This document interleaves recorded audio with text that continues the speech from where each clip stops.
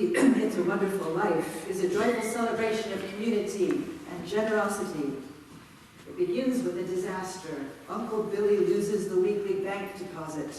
The business is going to go under. All is lost. But then George's wife, Mary, gets on the phone and alerts the people of the town to what has happened, and the giving begins. George Bailey's thankfulness is infectious. George's brother, Harry, speaks for all of them. A toast to my big brother George, the richest man in town. And the angel Clarence, who earlier had declared, "You see, George, you really had a wonderful life," has the last word. Remember, no one is a failure who has friends. Indeed, Clarence the angel finally gets his wings. As the whole community gathered in George's house looks on, a bell rings, a sign that the reverberations of generosity were being felt in heaven as on earth. Let's prepare our hearts to hear the word.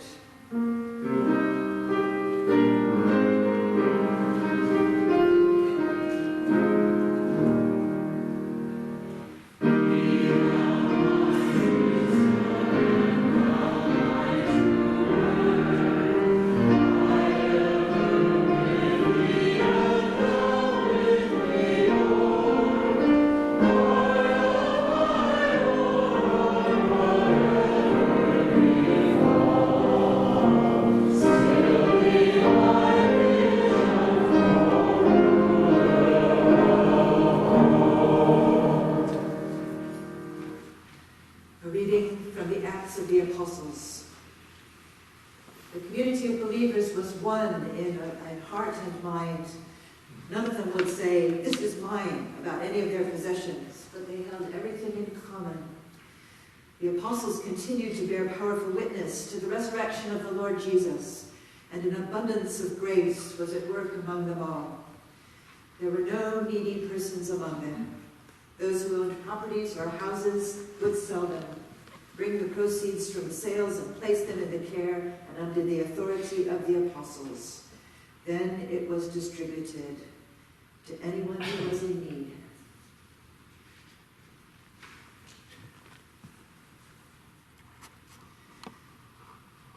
So the order to evacuate finally came at 3:45 this morning. Geyserville, Windsor, it's time. The fire is definitely coming your way. It's practically on the doorstep. Get in your cars and go now. In Santa Rosa, it was still just a warning. Pack a bag and be ready. And be aware, since the utility has turned the electricity off, it's going to be difficult for the authorities to keep everybody informed. You know what's happening, even as we sit here. Evacuation centers have been made ready. Schools, community centers, church halls. The Red Cross will be there with soup and blankets. People like us will hand out sandwiches and cups of coffee. And that part is easy to imagine.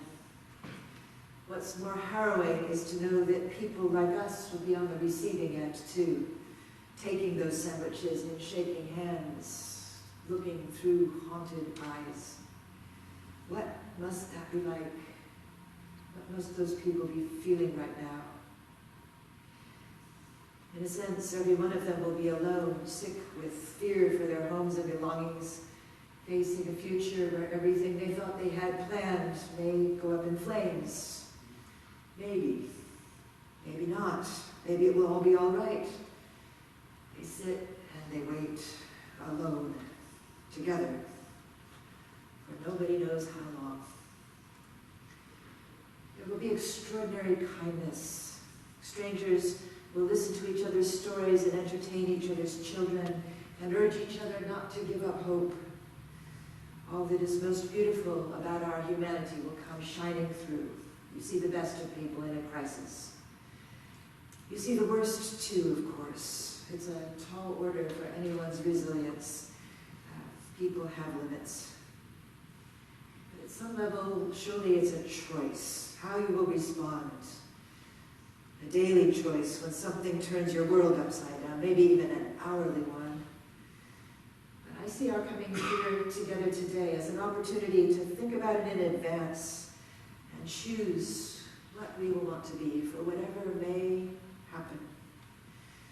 That's what the sermon is about, what kind of people we will choose to be.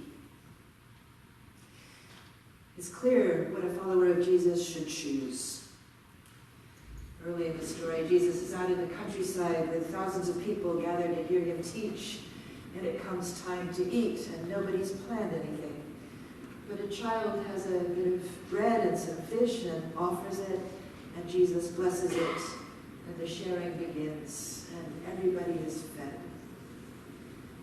The experience was so profound that it ended up at the center of what it meant to follow him. You bring what you have, you give it all, what you are, what you have, and amazing things happen. One day it's bread and fish, another unforgettable day it's Jesus' very life being given.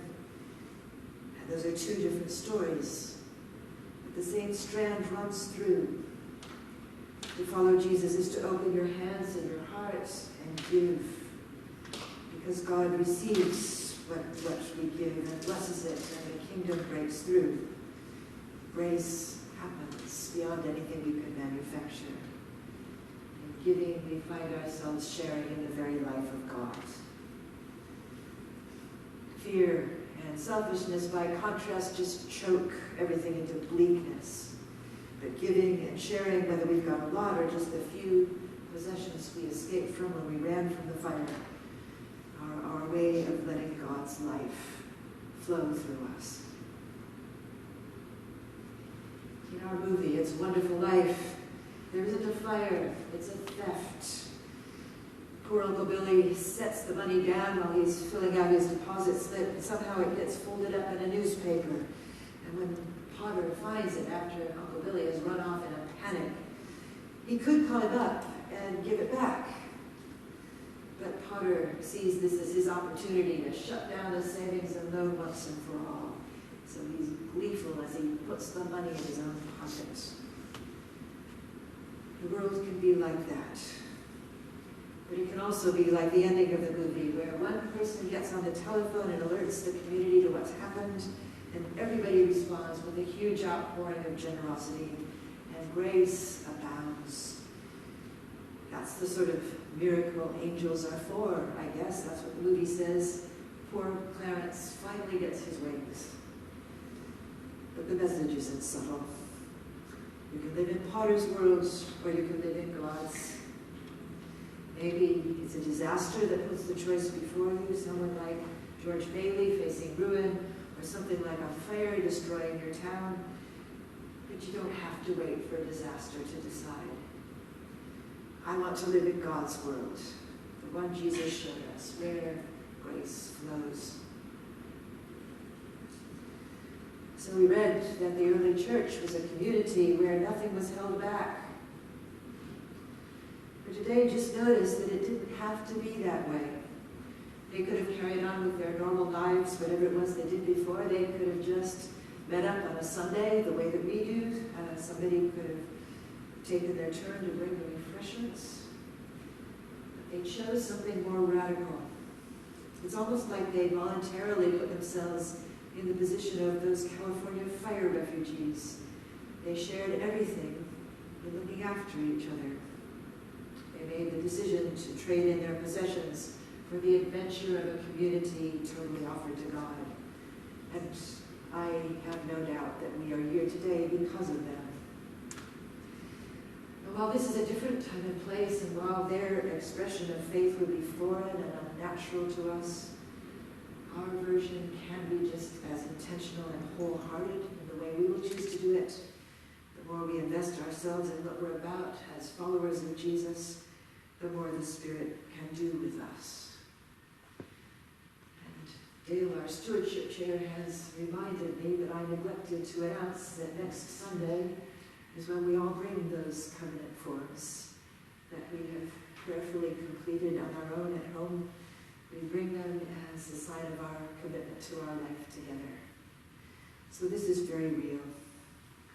I want us to hear the challenge as well in this particular moment of our church life because of how we're basking in fame with our picture on the front page of the Most Violent Reporter. This great story, if we had set out to market ourselves, we couldn't have done any better. Good for the ego, right? But I see something else going on, the glow in that story. The reporter who called and then came to take our photo is really young. And you could watch her responding to what we're doing. Meeting us touched something in her. She was on fire with it. That's what God does. The pooling of our dreams and efforts and resources creates an energy that changes people's lives. What a gift when you can actually watch it happening with somebody. People have taken that story from the book of Acts and done their best to live it in various forms. So the monastic communities, the people who go off as monks and nuns who take vows and live together separate from the rest of the world, are following in those footsteps in a way, selling their earthly goods, pooling resources, making that work. And there have been other sort of utopian communities founded on that model. The Church of the Savior in Washington, D.C., that was, in the first place, the inspiration for our covenant process here at CCMI. That's where Bruce Van Blair got the idea. That's a community that strives in its way to live after that model. I heard it said a few years ago that there was a time when we looked around in a church for the best and brightest amongst us and encouraged those people to go into the ministry. But that actually, in our day and age, it might be better, it might be more godly to look around for the best and brightest among us and ask them whether they would consider becoming economists. Because there is so much that the world needs to figure out, and not least in this time of climate crisis. I read somewhere that there isn't actually enough money in the entire world to meet the scale of the disasters that we can see just over the horizon, the fires and the floods and everything that will happen, the rising seas. Imagine not enough money in the entire world. I dream of a time when our country won't be divided between people who believe the science and those who don't, but that we'll all be on one side believing the science. We'll just have different perspectives on what to do about it. Democrats and Republicans would have very different answers about what an economic solution might look like. This quote has challenged me, that money in the age to come, this is somebody dreaming, money will be an agent for the development of social, cultural, natural, and spiritual capital, and not their consumption. Let me read that again. Money will be an agent for the development of social, cultural, natural, and spiritual capital, and not their consumption. It will be a mechanism for the sharing of wealth, and not its accumulation. It will be a means for the creation of beauty, not its diminishment. It will be a barrier to greed, and not an incentive. It will encourage joyful creative work and not necessitate jobs. It will reinforce the cyclical processes of nature and not violate them. And it will accompany a shift in consciousness that we are beginning to experience today, a shift toward a connected self in love with the world.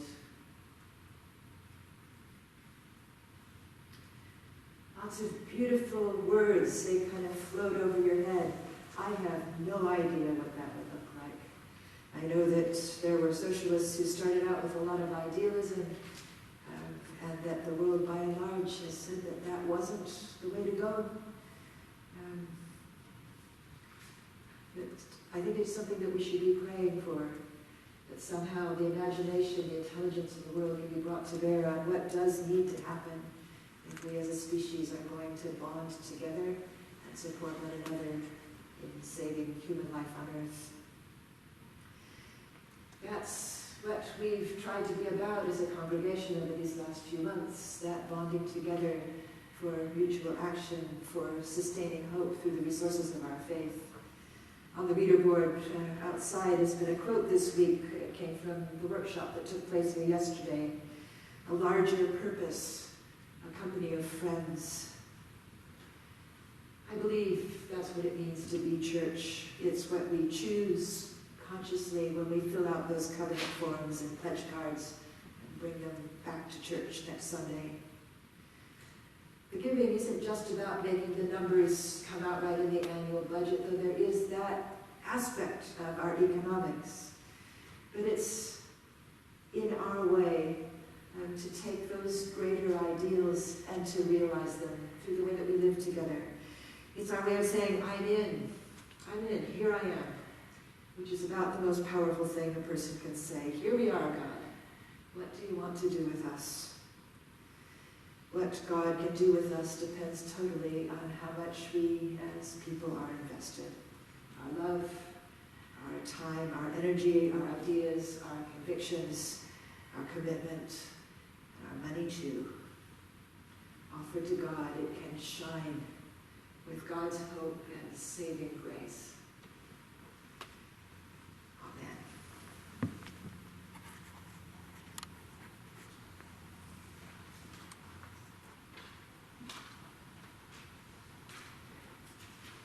When you have ideals that are bigger than what you imagine can be put into reality, it's a call to prayer. We should pray. I don't know if there's anything in that vision that evokes a prayer in you. That would be good. If also there's anybody in your life right now who is giving of themselves in such a way that it's enriching you, that would be a good prayer too, to say thanks for that person, for what they're giving to you. And if you have other concerns on your heart today, other things that you would like to bring for us to pray about together, please bring them. That's good too. So if, after what you have shared, you would say the words, "This is my prayer," all of us will respond, "This is our prayer."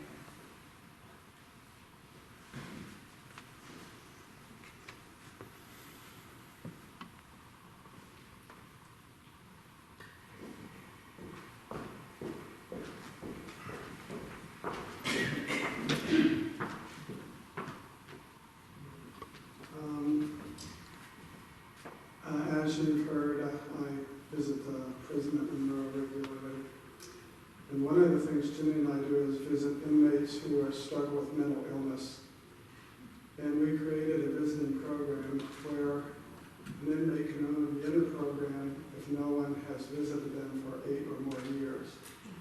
So that's who we visit, men who struggle with mental illness and have no other visitors, no family, no friends. Nobody comes to see them but us. Last night I heard that one of the men, he's in his 60s, short, gentle guy, who's been in our program just for 2 visits, committed suicide in solitary confinement a few days ago. And the reason I'm standing up today is I don't know of anyone who's going to recognize his death unless we do. So I'd like to ask us to take maybe 15 seconds of silence or something like that. His name is Fred Brown. And I don't know a lot about him because he just started with us, except that he was in solitary confinement and committed suicide. So if we could remember Fred Brown for a few moments, just as a way of acknowledging that he lived and that he recently died. So that somebody does do that. Let's be silent together.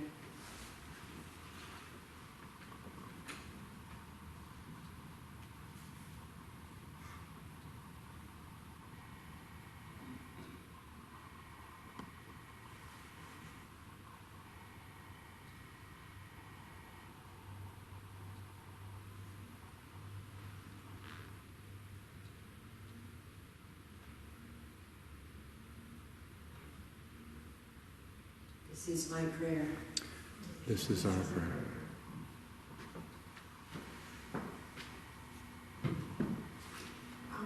Some of you may remember Susan Fowler from years back. She was in our choir. Her daughter Bryn was in my son's class and went through the confirmation class here. Bryn died this week of colon cancer at age 37. So I'd like to hold that family in our hearts, and those of you who know Susan may want to reach out to her. Maybe we can have a call next week and send it from the church. So just 3 young people from Mercer Island High School have died in the past couple of weeks, and I don't know the names of the other 2, but of illnesses, not suicide or accidents. So illnesses that were considered older people's illnesses are really affecting the young, and just want to hold everyone, those families in prayer.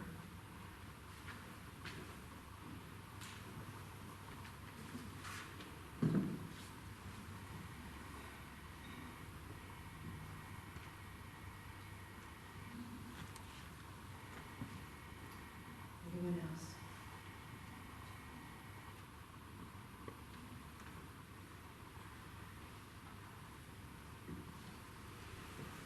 Let's continue in prayer.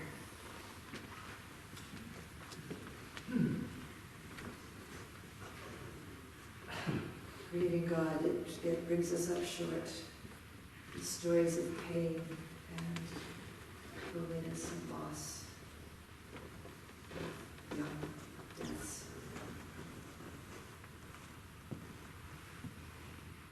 We have so much to be thankful for in our abundance of family and friends, people who care. And we have so much to give in the way we could be caring for others. We thank you for the way your love flows through us to one another. And pray for those who are hurting today, that there would be those angels in their lives to bring your caring to them, your comfort.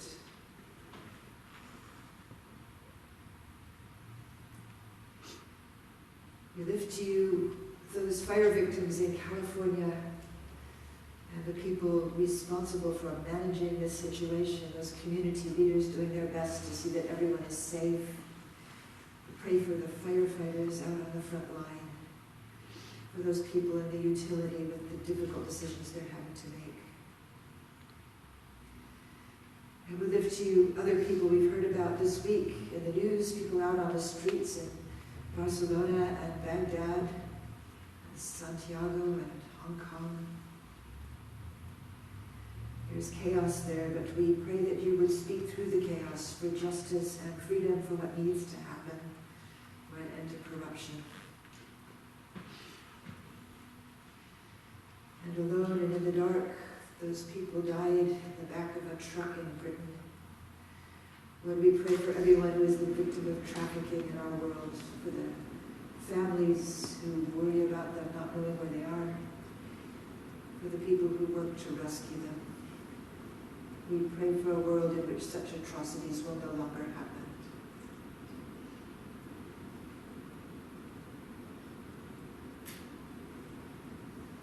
And we thank you for everything that you give us to do. We can't solve the world's problems, but we thank you for every time you give us to see that some small thing we've done has made a huge difference to somebody else, or even just a small difference. Thank you for the way your love works through our lives, through our hands and our gifts, through our love for one another. We are deeply grateful, and we commit ourselves to you to create more good in the world. Honoring Jesus, who showed us this way, we pray the prayer he taught us.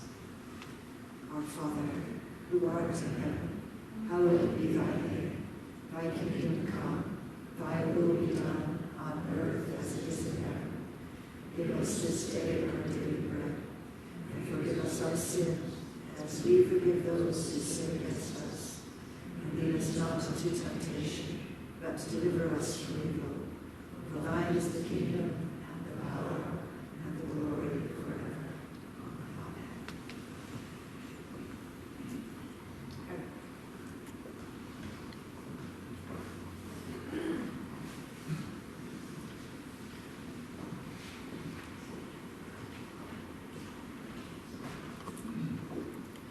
So I was going to sum up It's a Wonderful Life with a skit all about the future of CCMI, you know, the way that Clarence was able to take George and show him what the future would be like. Well, after our prayers and after your wonderful sermon, it's hard to get that kitschy. So I decided that instead I would just tell you what my feelings about CCMI are.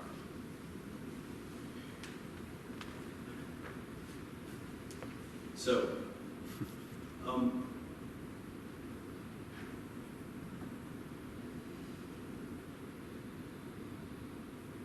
Eric. What? Who are you? This is Clarence from It's a Wonderful Life. Clarence, you just heard me say that I wasn't going to do this. So why are you here? To give you a look at the futures of CCMI. Futures? What do you mean, futures? Eric, I see two futures for this church. One, where the parishioners embrace the church and its mission, and one where they slowly give up on it and each other. Really? So why are you here? Because it looks like you are at that place each year when you take a look at the future of the church and how you're going to support it. Yeah, it's a stewardship week. We're about to finalize that, right? So, what did you want to tell us? You know, you've been in the church 40 years as of this year. You've thought about it many times. I'm sure that everyone does. Right now, I see a congregation that supports each other and their quest for spirituality in their lives. A congregation that is also trying to support the greater community, living your Be the Church campaign. I love your poster outside. It sums you up well. Also, nice work on the solar panels. That's a great way to move into the future. So it looks like we're on the right track. So what about the second future? Well, in the second scenario, it seems like everyone here and around the world got overly worried, negative and cynical about the future. They stopped believing in the message that Jesus gave us of love your neighbor as yourself. They decided that the money spent to keep the church going was just not worth it. When this happened, they sold the church building and land. It was used as a remote office space for Amazon employees that couldn't fit into the downtown workspaces. The sale of your property made it possible for them to build more high-rise housing for employees right outside those beautiful windows. Unfortunately, the ashes in the columbarium had to be moved to other cemeteries in the area. I see that most of the people in the church just drifted off to other churches and community groups. So, that sounds horrible. What do we do? I'm sorry to have interrupted your non-kitschy talk, but I just want to make sure that you know that what you do as a church is important. Not only your future, but the future of your community. Thanks, bye. Wait. Clarence. I guess that sums it up a little, doesn't it? Well, what Clarence said about Be the Church, I challenge you every Sunday. When I used to go to the Catholic Church with Jenny, you'd walk in, you'd touch the holy water, you'd cross yourself, you know, and you always kind of made a ritual of that every week when you came into the church. I challenge you to look at that sign every week when you come into the church. That will tell you what we do and what we need to do as a church. Today, our theme is gratitude. And I want to sum up our stewardship campaign by saying, I am so grateful. The stewardship committee met with all of the elders of the church, and every one of the elders increased their pledges, and the vast majority of them not only did that, but said that for a minimum of 3 years, they would guarantee their pledges because they see the future of CCMI as being one of the most important things in their lives. Jenny and I, having kind of talked about that, do we tithe? No, not yet. But as we used to say in this church, we're going to move earnestly towards tithing. And tithing also means tithing your time and your conversation.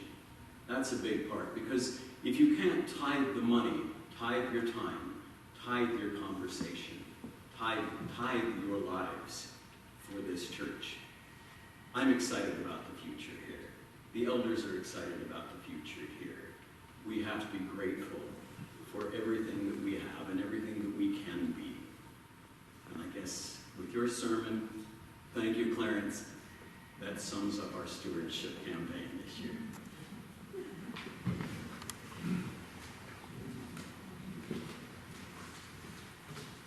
Your gifts for God's good work in this place will now be received.